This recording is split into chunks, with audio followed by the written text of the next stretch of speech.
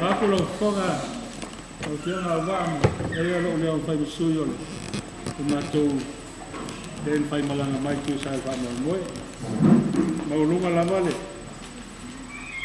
pa lo ni tu la kia di tu sai mo to ma au mal to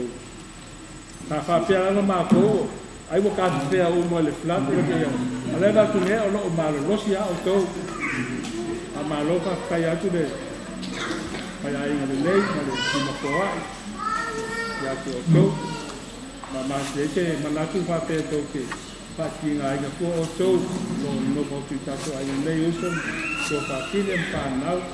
ia wa le do fa ki kan to fa lo lo fa le to fa ki tu no me pa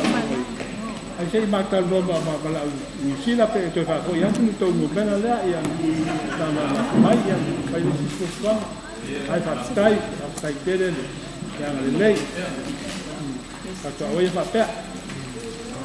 Tau stai mi kato. Lo wa.